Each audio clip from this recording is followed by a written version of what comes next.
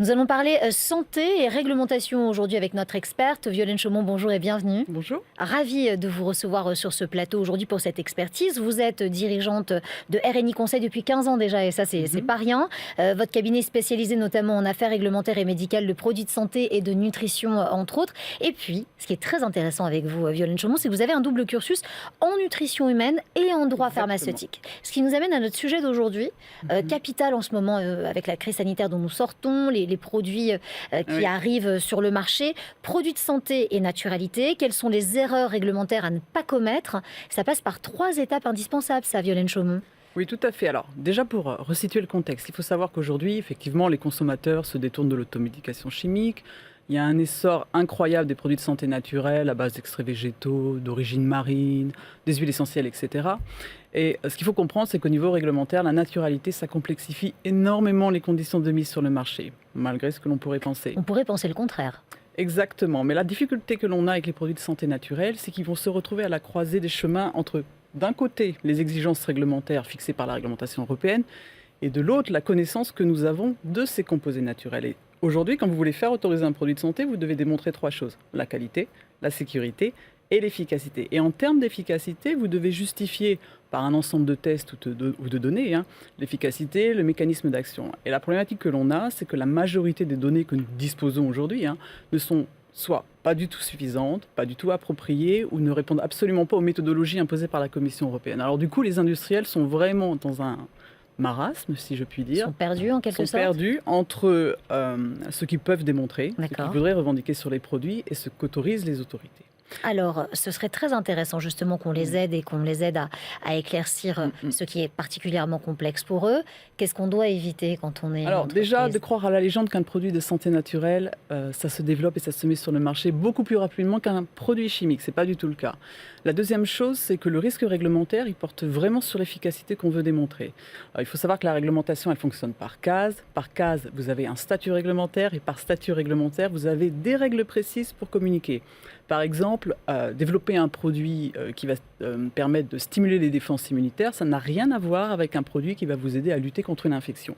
Et donc la réglementation, elle est organisée de cette manière. Donc les risques à éviter, et vraiment les erreurs, c'est de mal choisir son statut réglementaire, puisqu'après vous allez être restreint en matière de communication, vous allez devoir démontrer des efficacités, des mécanismes d'action que vous ne pourrez jamais atteindre, et votre produit sera refusé et interdit par les autorités. Et puis l'autre élément vraiment sur lequel il faut vraiment faire attention, c'est que en matière de communication, si vous allez au-delà de ce que vous autorise la réglementation, et au-delà même des tests que vous avez fournis, vous risquez d'être attaqué pour publicité mensongère et tromperie. Donc, lorsqu'on fait de la naturalité, on est déjà bloqué par des éléments d'efficacité par rapport aux exigences européennes qui vous sont imposées.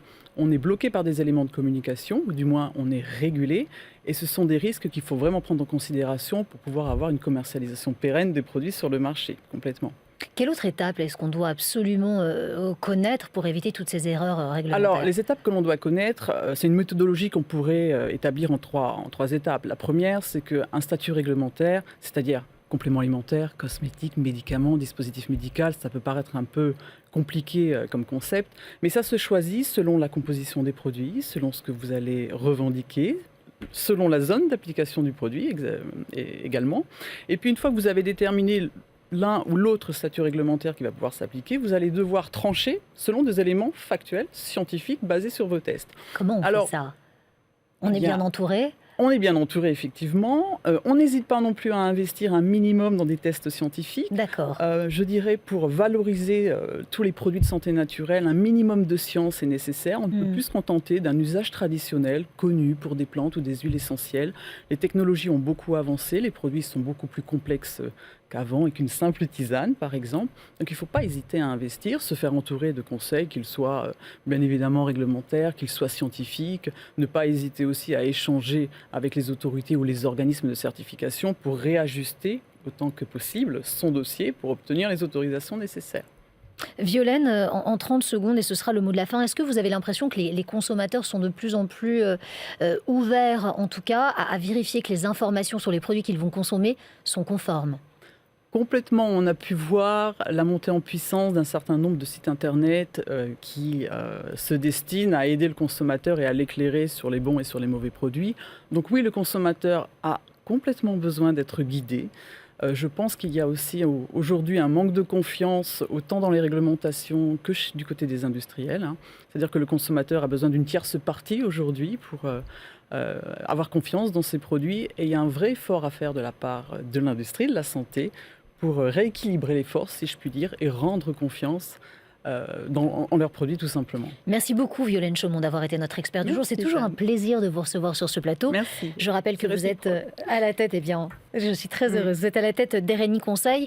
Et puis bien sûr, vous êtes la bienvenue sur ce plateau pour votre expertise Merci. quand vous le souhaitez. À bientôt. Merci Jeanne.